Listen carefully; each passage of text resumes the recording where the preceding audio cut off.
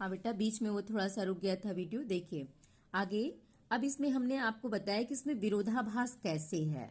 तो विरोधाभास इसलिए है क्योंकि यहाँ ये दिखाया जा रहा है कि श्याम वर्ण में कोई चीज डूबता है तो वो उज्जवल होता है। ऐसा तो होता नहीं है अमूमन। इसलिए इस दृष्टि को ध्यान में रखते हुए यहाँ अलंकार क्या हो गया? विरोधाभास अलंकार। त्यों त्यों यहाँ एक ही शब्द की पुनरावृत्ति होने के चलते यहाँ पुनरुक्ति प्रकाश अलंकार हो गया। आपको व्याख्या लिखने के बाद काव्यगत सौंदर्य लिखना होता है। तो पहला एक अलंकार क्या हो गया? पहला अलंकार विरोधाभास अलंकार हो गया। विरोधाभास इसलिए हो गया क्योंकि यहाँ श्याम वर्ण में डूबने पर मन और हृदय उतना ही स्वच्छ और उज्जवल हो रहा है। और होता ऐसा नहीं है, श्याम वर्ण में कोई चीज डूबो ये तो श्याम वर्ण का होता है, लेकिन यहाँ उल्टी स्थिति हो रही, इसलिए यहाँ विरोधाभास अलंकार हो गया। और यहाँ ज्यों ज्यों और त्यों त्यों एक ही शब्द की पुनरावृत्ति है और दोनों के अर्थ एक होने के कारण यहाँ पर आपका पुनरुक्ति प्रकाश अलंकार है। तो अलंकार हो गया। तीसरा अलंकार इस श्याम वर्ण में है। यहाँ देखिए श्याम शब्द एक है।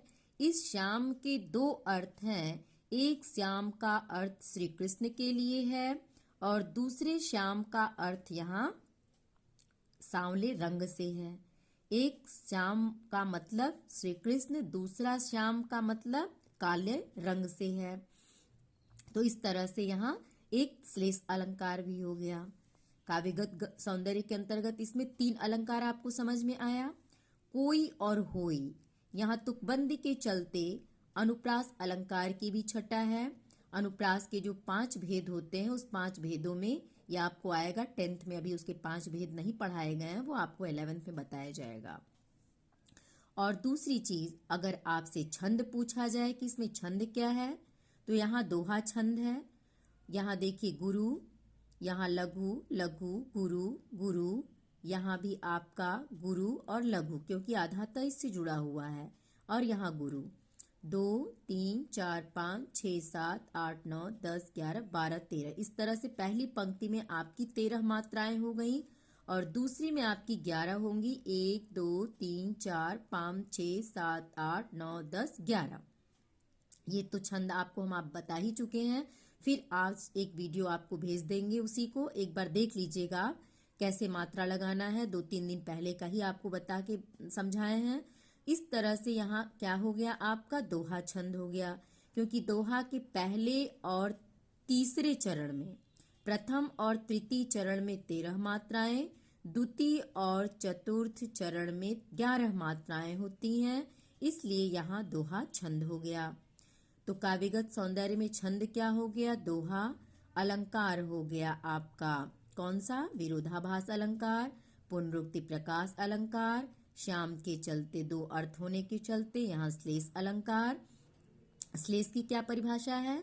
एक ही शब्द के 2 या 2 से अधिक अर्थ निकलते हैं, वहां श्लेष अलंकार होता है। और आप जानती हैं रीतिकाल के कवियों ने ब्रज भाषा में अपनी कविता प्रस्तुत की है, तो यहाँ भाषा क्या हो गया? ब्रज भाषा हो गया।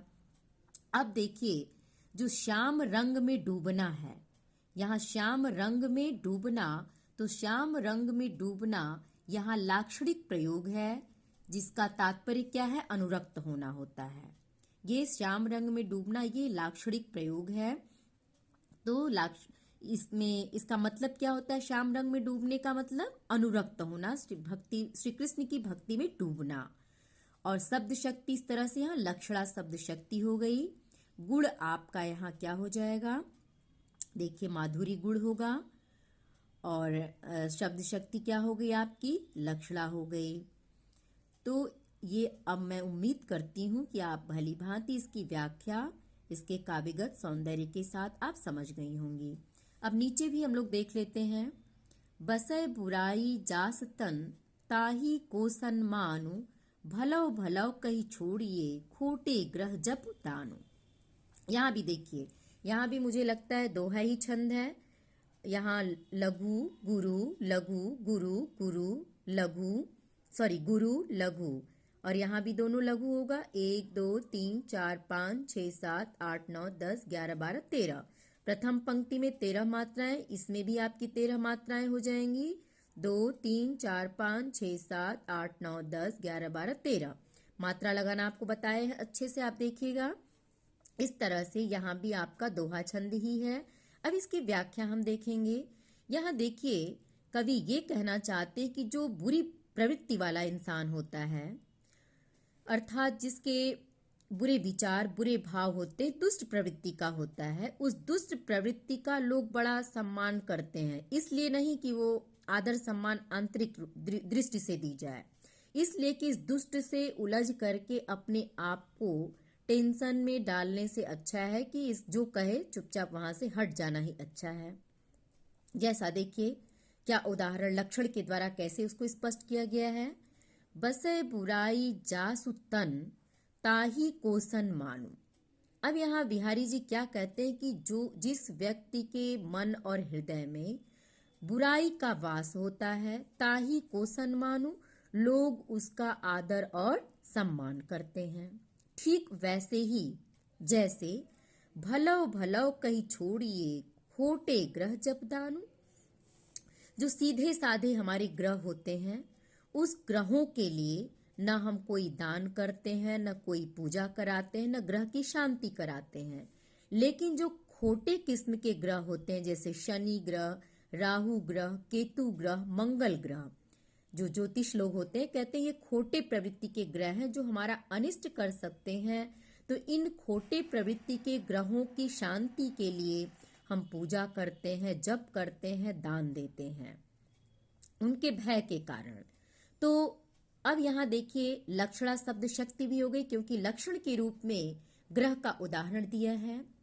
अब आपको स्पष्ट हो गया होगा। एक छोटा सा उदाहरण आप ग्रह पे न जाके अपने घर में ही देखिए। जो भाई बहन आपके थोड़े दुष्ट प्रवृत्ति के होते हैं, किसी चीज की जिद करते हैं, हमेशा लड़ाई झगड़े पे उतर जाते हैं, तो उनसे लोग उलझना नहीं चाहते हैं, किसी तरह से उनसे काम निपटा लेना चाहते हैं। वही प्रवृत्ति यहाँ समाज के लोगों के लिए कही गई है कि जो दुष्ट प्रवृत्ति के लोग होते हैं, लोग उनके भय से उनका सम्मान करके चुपचाप उन्हें छोड़ देते हैं, उनसे उलझना उचित नहीं समझते हैं, बल्कि उनके आदर सम्मान में कुछ जो वो कहते हैं वो करके वहां से हट जाना ही उचित समझते हैं। उदाहरण के रूप में यहाँ कह भी दिया है कि भलो भलो कही छोड़िए। और जो समाज में देखिए सीधे साधे सज्जन लोग होते हैं, उनको सीधा सीधा कह के लोग चलो ये कुछ भी नहीं करेगा, इसकी बात नहीं भी सुनेंगे तो ये मेरा कुछ नहीं बिगाड़ेगा, कुछ मेरा अनिष्ट नहीं करेगा, नहीं भी सुनेंगे तो काम चल जाएगा, तो उसको सीधा कह के लोग छोड़ के आगे बढ़ जाते हैं। लेकिन दुष्टों की बात को लोग नहीं छोड़ते, उसको जरूर पूरा करते हैं। उदाहरण के रूप में यहाँ ग्रह का उदाहरण दे ही दिया है, तो स्पष्ट हो गया होगा आपको। अब इसमें भी देखिए आपका अनुप्रास अलंकार है, पुनरुक्ति प्रकाश भी है भलो भलो में, दोहा छंद है, ब्रज भाषा है, लक्षणा शब्द शक्ति है और आपका प्रसाद गुण है। मैं उम्मीद करती हूँ बेटा कि आप दोनों ही व्याख्या अच्छे से समझ गई होंगी, और इसकी व्याख्या नहीं लिखी होंगी तो जरूर कॉपी में लिखिएगा, आगे मैं कल आपको बताऊंगी। और इसमें देखिए कुछ प्रश्न दिए गए थे, शायद इन प्रश्नों के उत्तर आप लिख ली होंगी। जैसे देखिए इसमें दिया है कि निम्नलिखित कथनों में से कोई एक कथन सही है, उसे पहचान कर लिखिए। ऐसे प्रश्न आपको एक जरूर आएंगे। पहला है आचार्य रामचंद्र शुक्ल एक सुप्रसिद्ध कवि हैं, बिल्कुल गलत, क्योंकि वो निबंधकार और आलोचक हैं। ममता जयशंकर प्रसाद का एक महाकाव्य है, ये भी गलत है, क्योंकि ममता प्रसाद जी की एक कहानी है। गोदान प्रेमचंद्र का प्रसिद्ध उपन्यास है, ये सही है, ये हम सब जानते हैं गोदान प्रेमचंद्र का है। झांसी की रानी के लेखक उपेंद्र नाथ अस्क हैं, ये भी गलत है, क्योंकि झांसी की रानी के लेखक सुभद्रा कुमारी चौहान जी हैं। तो इन चारों विकल्प में आपका ये विकल्प सही है। दूसरा प्रश्न है, इसमें देखिए ये चारों रचना दिया गया है, इसमें किसी एक कृति का नाम लिखना है, तो जो भी आपको आसान लगे आप उसमें जो आपको आता हो लिख ली। मैं उम्मीद करती हूँ आप सारे ही रचनाओं के नाम को लिखेंगी, और जितने भी प्रश्न इधर दिए हैं बेटा सारे उत्तर मैं आपको बताई हूँ, आप जरूर कॉपी में लिख ली होंगी। और देखिए, जैसे आपको हमेशा हम बताते हैं कि रीतिकाल, छायावाद काल, प्रयोगवाद, प्रगतिवादी युग, इनसे जरूर प्रश्न पूछे जाते हैं, हर एग्जाम में आपको आता है। अब जैसे देखिए दिया है कि रीतिकाल की दो प्रमुख प्रवृत्तियां, प्रवृत्ति का मतलब ही क्या होता है, विशेषता। इस बार के भी एग्जाम प्री बोर्ड में आपको आया था ये प्रश्न, तो आप जरूर रीतिकाल के कम से कम 7-8 प्रवृत्तियां या विशेषताएं मैं आपको लिखवाई हूँ। दो विशेषता, रीतिकाल, छायावाद, प्रगतिवाद, प्रयोगवाद, ये जरूर आप याद रखिएगा, क्योंकि इसमें से आपको प्रश्न आना ही आना है जो आसान लगे। जैसे देखिए, आप करती क्या है कि रीतिकाल का छायावाद में, छायावाद का रीतिकाल में लिख देती हैं, नंबर आपको नहीं मिलता है। जो भी याद करिए बिल्कुल सही तरीके से याद करिए, क्योंकि रीतिकाल में देखिए न पूछा है तो रीति ग्रंथों का निर्माण और श्रृंगार रस की प्रमुखता, दो चीजें आप लिख दीजिए। इससे आसान आपको क्या मिलेगा, पहली विशेषता हो गई रीति ग्रंथों का निर्माण, दूसरा श्रृंगार रस की प्रमुखता कर दीजिए, या आश्रयदाता कवियों की, आश्रयदाता कवि हुआ करते थे उस समय। छायावाद की दो विशेषता पूछा है, तो छायावाद में प्रकृति का मानवीकरण, विरह और वेदना से परिपूर्ण काव्य, ये दो विशेषता सबसे आसान है। विरह और वेदना से परिपूर्ण काव्य आप महादेवी वर्मा का देखेंगे, और प्रकृति का मानवीकरण बिल्कुल अलग है इससे। फिर प्रयोगवाद की किसी एक प्रवृत्ति का उल्लेख कीजिए, तो प्रयोगवाद और देखिए प्रगतिवाद, दोनों में आप कंफ्यूजन में न रहा करिए, क्योंकि छायावाद के दो भाग हैं, एक प्रगतिवाद, दूसरा प्रयोगवाद। तो प्रगतिवाद के जनक आपके निराला माने जाते हैं, जिसमें क्रांति और विद्रोह के स्वर थे, मार्क्सवादी विचारधारा थी प्रगतिवाद में। और प्रयोगवाद में क्या था, प्रयोगवाद में आपका भदेश का चित्रण सबसे आसान है, इससे आसान आपको क्या मिलेगा, तो भदेश का चित्रण कर दीजिए, सबसे आसान है, एक ही आपको प्रवृत्ति पूछा है। तो मैं उम्मीद करती हूँ आप जरूर इसको अपनी कॉपी में लिख ली होंगी, और इन सारे प्रश्नों को आपको मैं बता चुकी हूँ। तो अब पुनः मैं आगे का आपको कल बताऊंगी। Thank you.